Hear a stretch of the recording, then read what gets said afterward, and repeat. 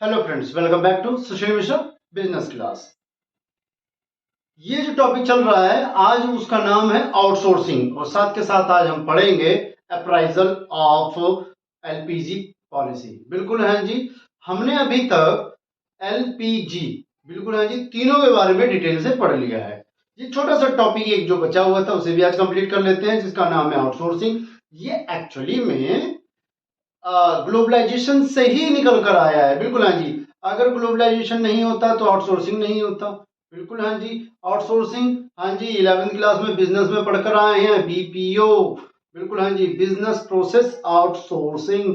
Business के कुछ ऐसे प्रोसेस जो बाहरी तरीके से करवाए जाते हैं, बाहरी लोगों से करवाए जाते हैं। बिजनेस अपने खुद के कुछ ऑब्जेक्टिव्स में अपनी पॉलिसी को खुद कर रहा होता है और जब उसे कुछ एक्स्ट्रा काम करवाना होता है, करना होता है, तो वो खुद ना करके कोई बाहर की इंडस्ट्री से या बाहर के लोगों से फुलफिल करवा लेता है। उसे बोला जाता है BPO, it mean business process outsourcing. और उसी का बेहतरीन तरीके का नाम है आउटसोर्सिंग। बिल्कुल हाँ जी। आउटसोर्सिंग क्या है, चलिए स्टार्ट करते हैं। आउटसोर्सिंग का मतलब होता है कि बाहर के सोर्स को लेकर आना। आउट माने बाहर, सोर्सिंग माने सोर्स। बिल्कुल हाँ जी।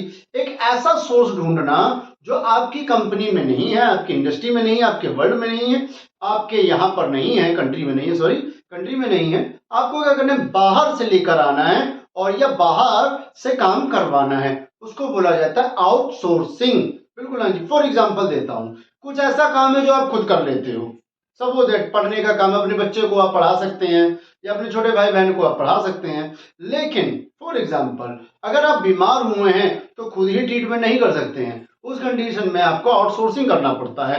मतलब आप किसी बाहरी व्यक्ति से परामर्श लेंगे, कि सलाह लेंगे, बाहरी व्यक्ति से अपना काम कराएंगे। वही चीज अब हमारा बिजनेस करता है। हमारा बिजनेस क्या करता है कि बाहरी लोगों से, बिल्कुल हाँ जी, आउटसाइडर्स बोलते हैं हम उन्हें एक तरह से यार को।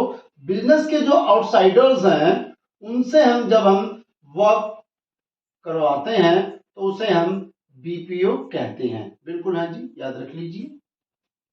फॉर एग्जाम्पल देता हूं, एक और एग्जाम्पल समझ लीजिए। आपने कई मॉल गए होंगे, सिनेमा हॉल्स गए होंगे, बिल्कुल हाँ जी, डिपार्टमेंटल स्टोर गए होंगे, बैंक भी यहां तक गए होंगे।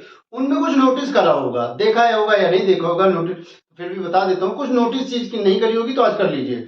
वो नोटिस है वहां के भैया वॉचमैन, वहां का गार्ड, बिल्कुल हाँ जी, वहां के गार्ड जो हैं या वॉचमैन हैं वो बीपीओ के द्वारा हायर किए जाते हैं। उनका उस कंपनी से, उस इंडस्ट्री से कोई मतलब नहीं होता। उनकी यूनिफॉर्म पर भी SIS लिखा होता है। आप खुद देख लीजिएगा।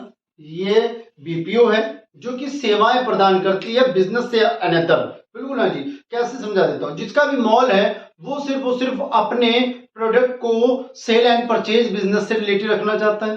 भैया उसके पास इतनी जद्दोजहद है नहीं कि जाए एक बेहतरीन व्यक्ति को ढूंढ के लाए, ये हमारा गार्ड कीपर होगा, इसकी सारी प्रोफाइल अपने पास रखेंगे, कुछ हुआ या नहीं हुआ तो दिक्कत हो जाएगी। इस चीज को देखते हुए उसने क्या करा, भैया बीपीओ से मिल लिया, क्या बिजनेस प्रोसेस आउटसोर्स से मिल लिया। उनसे बोला कि भाई साहब हमारा एक बिजनेस है, उस बिजनेस के लिए हमें क्या चाहिए, वॉचमैन चाहिए, तो कृपया करके आप हमें वॉचमैन प्रोवाइड करवा दें। तो बिजनेस और प्रोसेस आउटसोर्स क्या बोलेगा, बिल्कुल भैया हमारे पास बहुत सारे वॉचमैन हैं, लिस्ट है, आपका किस जोन में आता है, हमारे फलाने जोन में आता है। तो कहता ठीक है भैया आपके यहाँ पर एक वॉचमैन पहुंच जाएगा और इस वॉचमैन की जिम्मेदारी हमारी होगी। कौन बोल रहा है, बिजनेस प्रोसेस आउटसोर्स बोल रहा है। यही हमारा आउटसोर्सिंग में आता है। देख लीजिए, कहता है this is an important outcome process of liberalisation. बिल्कुल हाँ जी, ये एक ग्लोबलाइजेशन का एक बहुत इंपॉर्टेंट प्रोसेस है। बिल्कुल हाँ जी, उसी का एक पार्ट है। ग्लोबलाइजेशन का मतलब ही था कि भैया एक देश का दूसरे देश से इंपोर्ट एक्सपोर्ट करना। बिल्कुल हाँ जी, अपना जो एरिया है वो वाइड कर देना, अपने बिजनेस को बढ़ा कर देना। सेम टू सेम वही चीज यहाँ पर है। साथ में बोलता है hiring a party outside of a company. जैसे कि मैंने बताया कि भैया क्या करना, आउटसाइड पार्टी को हायर करके काम करवाना, खुद नहीं करना। फॉर एग्जाम्पल आपकी ये कंपनी है XYZ लिमिटेड। बिल्कुल हाँ जी, आप क्या करते हैं, आप बाइक बनाते हैं, तो जब बाइक बना रहे हैं तो बाइक बनाने के बाद में सब चीज कर लिया आपने, याद रखिए, सब बना दिया, बाइक बाइक बिल्कुल कंप्लीट हो गई, तो आपने अब उसका प्रमोशन करना है, एडवर्टाइजमेंट करनी है।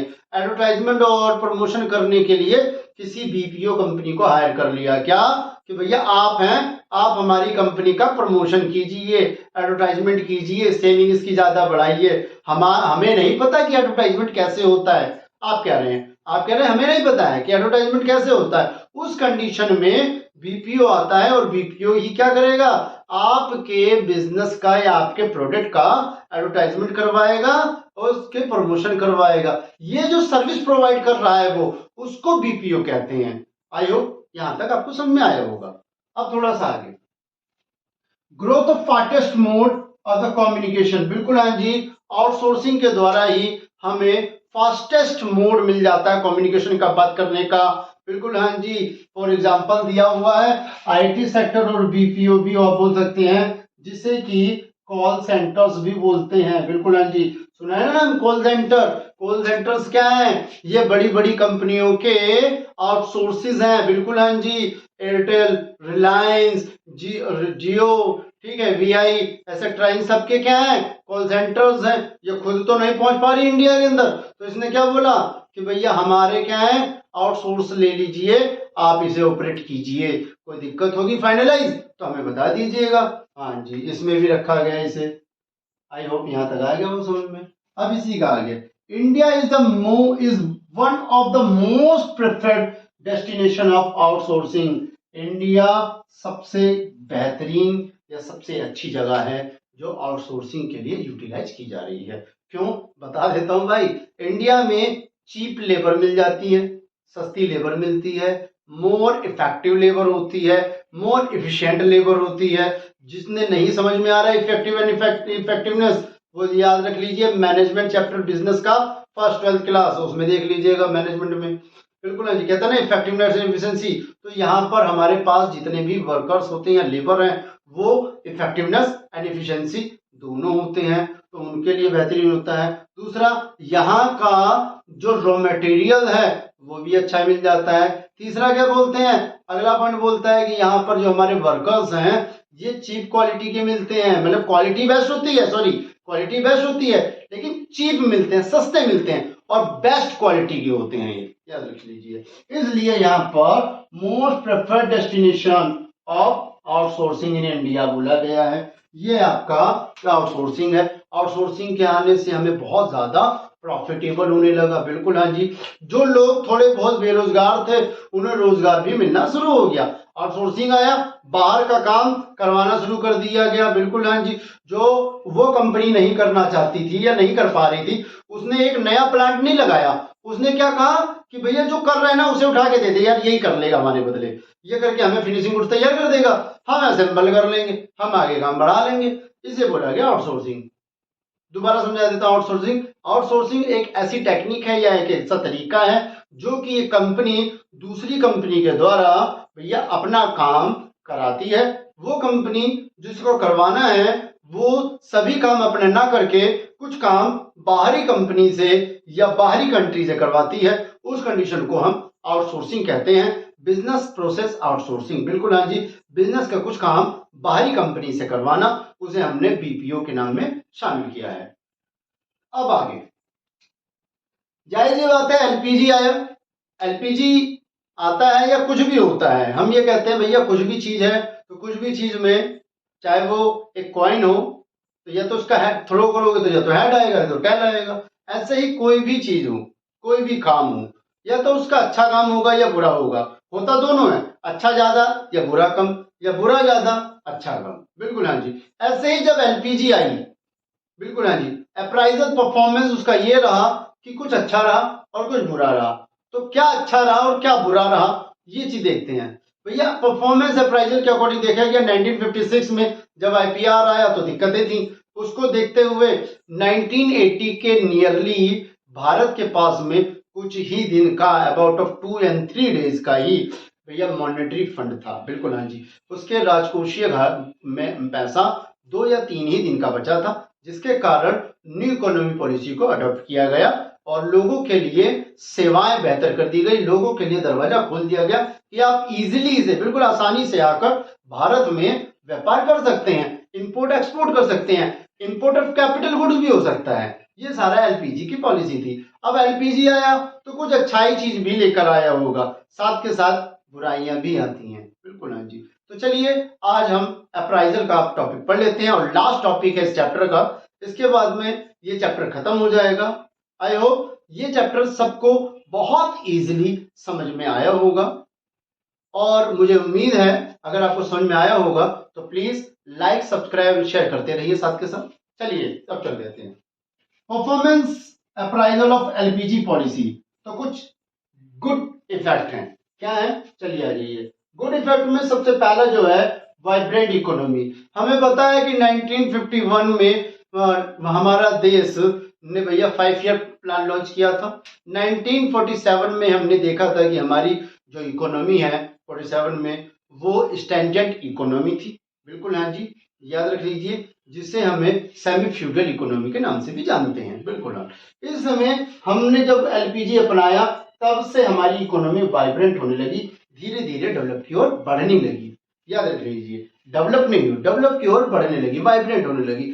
2%, 3%, 1% ऐसे बढ़ने लगी। साथ के साथ increase in foreign exchange reserve. बिल्कुल हाँ जी, जो हमें घाटा हुआ था, याद रख लीजिए, जो हमें नुकसान हुआ था 1956 में, 1948 में, उस नुकसान को भरपाई करने के लिए, उस नुकसान को फुलफिल करने के लिए, बिल्कुल हाँ जी, हमने इकोनॉमी पॉलिसी लॉन्च करी थी और ये में हमें बहुत ज्यादा फायदा हुआ। कैसे फायदा हुआ आप देख लीजिए। एलपीजी आया तो भैया लाइसेंस फ्री कर दिया गया, प्राइवेटाइज कर दिया गया, ग्लोबलाइजेशन कर दिया गया, यहाँ तक कि आउटसोर्सिंग भी कर दिया गया, जिसके कारण हमारा जो फॉरेन एक्सचेंज रिजर्व है वो भी धीरे धीरे बढ़ने लगा। अगर 10% था, 10 से 12% हो गया, 12 से 15 हो गया, 15 से 20 हो गया। ये हमारे गुड इंडिकेटर्स थे। अगला जो बोलता है चेक इन इन्फ्लेशन। बिल्कुल हाँ जी, एलपीजी पॉलिसी के द्वारा ही हम आसानी से अपनी महंगाई को देख सकते थे, या देखा हमने कि हम किस पायदान पर खड़े हैं। कहते हैं ना, किसी की अगर पता करना है कि उसकी औकात क्या है तो उसके कैरेक्टर्स, उसके बिहेवियर से पता चल जाता है कि बंदे की औकात क्या है। सेम टू सेम एलपीजी के साथ भी यही था। तो उसको जानने के लिए इन्फ्लेशन जानना जरूरी था कि इन्फ्लेशन कितना है और हम कहाँ पर पहुंचे हैं। 1991 से पहले ही बहुत ज्यादा इन्फ्लेशन हो गया था, उसको कंट्रोल करने के लिए हम इसे लेकर आए और हमने ये चेक करा कि बिल्कुल हाँ जी, रियल में इन्फ्लेशन बहुत कम हो रहा था। बिल्कुल हाँ जी, बहुत कम हो गया था।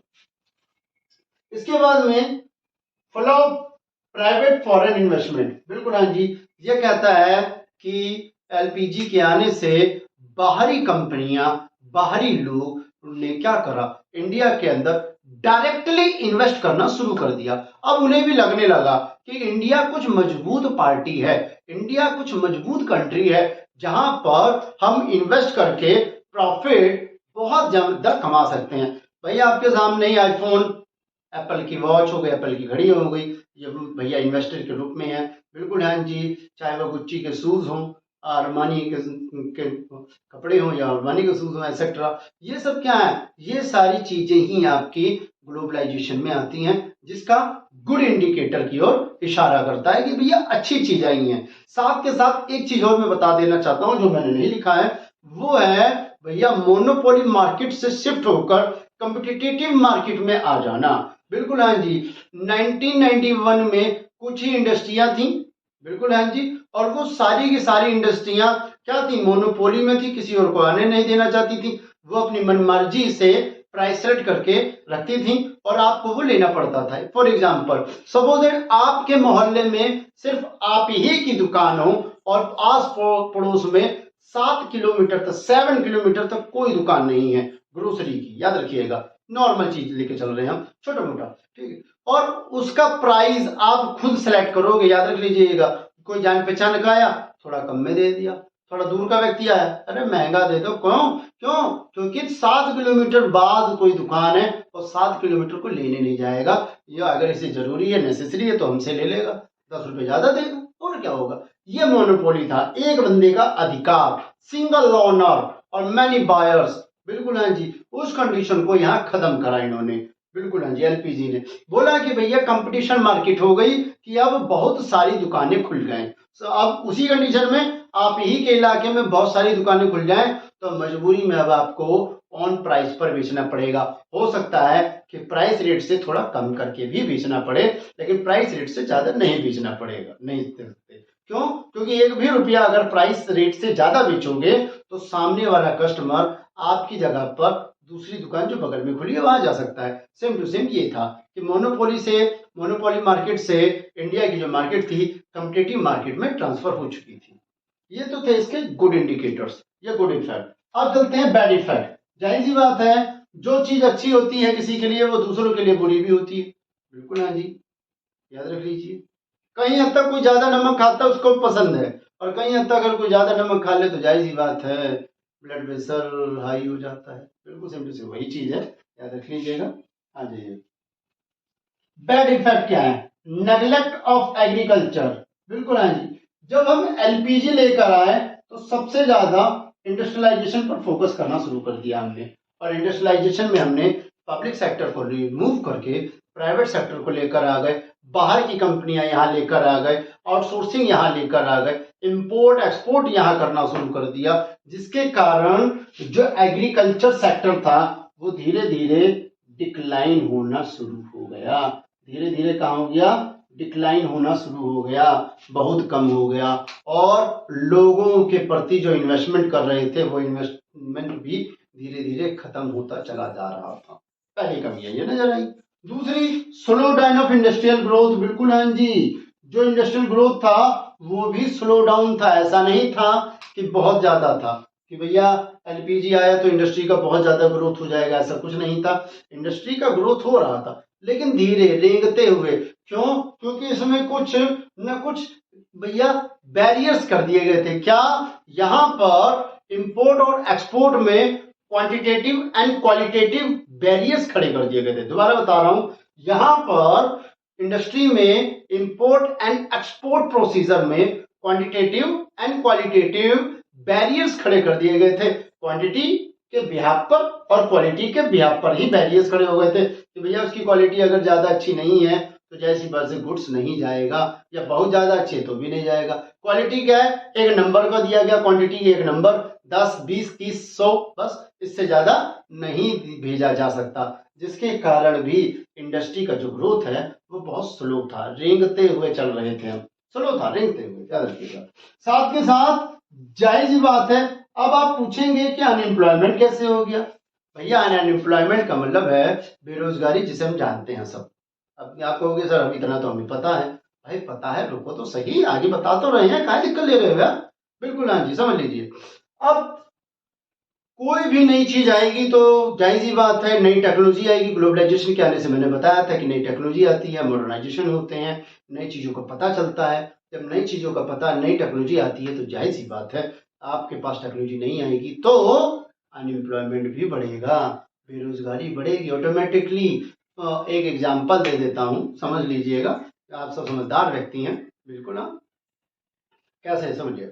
जब पहले फिल्मों की शूटिंग होती थी तो कहीं ऊंचाइयों पर शूटिंग करनी होती थी या हेलीकॉप्टर में लड़ाइयाँ करनी होती थी हीरो और विलन को। उस ड्यूरेशन में सेकंड एक और हेलीकॉप्टर बुक होता था जिसमें एक कैमरा मैन उनकी शूटिंग करता था। उस कैमरे में मतलब हेलीकॉप्टर में बैठकर ऊंचाइयों पर शूटिंग करता था, या किसी को हाइट से कोई शूटिंग करनी होती थी तो सेम टू सेम एक कैमरा मैन उस हेलीकॉप्टर में बैठता था और ऊंचाई से शूटिंग करता था। जब नई टेक्नोलॉजी आई तो उस कैमरामैन और हेलीकॉप्टर दोनों की जॉब चली गई। आप कहोगे ये कैसे हुआ सर? ये ऐसे हुआ बेटा कि भैया उनकी जॉब इसलिए चली गई क्योंकि ड्रोन कैमरा आ गया बेटा। अब हेलीकॉप्टर में बैठने की जरूरत नहीं है, टेक्नोलॉजी नहीं है, क्या नीचे बैठे बैठे ही ऊपर कैमरा उड़ रहा है वहीं से। क्यों? क्योंकि भैया जो शूटिंग करने वाला व्यक्ति है वो थोड़ी ना ड्रोन चला पा रहा था, नॉलेज ही नहीं थी, टेक्नोलॉजी तो नहीं थी, चलाने वाला तो पुराना था, उसको नॉलेजेबल नहीं थी, इसके कारण उसकी जॉब चली गई दोनों की। तो यही बोला जाएगा नई टेक्नोलॉजी होने से। बिल्कुल जी, टेक्नोलॉजी जब नहीं आती है तो देश में अनएम्प्लॉयमेंट भी बढ़ जाता है। हाल ही फिलहाल में नई नई टेक्नोलॉजी आ रही है जिसके कारण देश में अनएम्प्लॉयमेंट बहुत ज्यादा बढ़ रहा है। बिल्कुल अगला इकोनॉमिक कलोनिज्म, बिल्कुल हाँ जी। अरे नियरली मेरे भाई 200 साल बाद तो हम आजाद हुए थे, नियरली 200 ईयर्स आफ्टर फ्री। किससे? ब्रिटिश गवर्नमेंट, बीजी से। ब्रिटिश गवर्नमेंट से हम कर नियरली 200 साल 250 साल बाद आजाद हुए, और आजादी के बाद में हम थोड़ा सा अच्छा जीने लगे थे। लेकिन फिर क्या, इकोनॉमिक कोलिज्म क्यों कह रहा हूं मैं? इकोनॉमिक कोलोनिज्म का मतलब है कि जो बड़ी बड़ी कंपनी आ रही थी, अब उनका अधिकार हो रहा था, धीरे धीरे हम उनके हिसाब से ही खा पी रहे थे। बिल्कुल हाँ जी। 1991 से पहले किसी को नहीं पता था कि फॉर्चून ऑयल भी कुछ होता है, याद रख लीजिए। पाम ऑयल भी कुछ होता है, नहीं पता था। लेकिन जब ये कंपनी आई तो उन्होंने बताया कि रियली फॉर्चून ऑयल और पाम ऑयल भी कुछ होता है और आपको यूज करना पड़ेगा। इट मीन सोयाबीन ऑयल भी यूज करना पड़ेगा। उससे पहले क्या पता था? उससे पहले सिर्फ एक ऑयल पता था। क्या?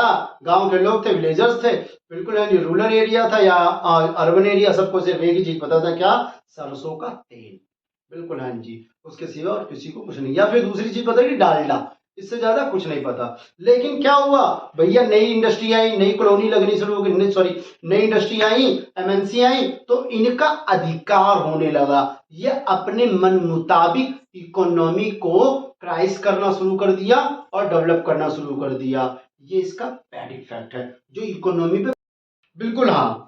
इसी कारण से एमएनसी के आने से हमारे यहाँ के जो प्रोड्यूसर्स थे, हमारे यहाँ के जो मार्केट इन्वेस्टर्स थे, उन लोगों को थोड़ी सी प्रॉब्लम फेस करनी पड़ी। क्या? एमएनसी के जो कंपनियां थी वो किसी भी प्रोडक्ट को प्रोड्यूस कर रही थी तो वो प्राइस क्या था, कम था, और उसमें क्वालिटी ज्यादा दे देते थे। हमारे यहाँ के क्या, डोमेस्टिक पर्पज में थोड़ा सा प्राइस हाई हो जाता था, थोड़ा सा प्राइस, जिसके कारण उनकी हमारी इकोनॉमी के ऊपर पूरी तरह से बिल्कुल हाँ जी कंट्रोल आ गया था। जिसका मतलब ये था कि इंडियंस मार्केट का इंडिया के अंदर ही बिल्कुल हाँ जी क्या हो गया था, एक्सप्लॉइट करना शुरू कर दिया था एमएनसी ने। बिल्कुल हाँ जी। ये जो हमने पढ़ा, ये हमने आपका बैड इफेक्ट पढ़े हैं जो कि न्यू इकोनॉमी पॉलिसी के थे। आज हमने जो टॉपिक पढ़ा वो आउटसोर्सिंग और अप्राइजल ऑफ एलपीजी पढ़ा है। इसी के साथ में ये चैप्टर पूरी तरह से कंप्लीट हो गया है। आई होप आप सबको ये चैप्टर पूरी तरह से समझ में आया होगा। एलपीजी दोनों इसके बारे में समझ में आया होगा, साथ में आउटसोर्सिंग भी समझ में आ गया होगा और इसके अप्राइजल भी समझ में आ गया होगा। अगर आपको ये सारी वीडियो अच्छी लगी हो तो please like, share and subscribe जरूर करें, जरूर करें। Thank you very much.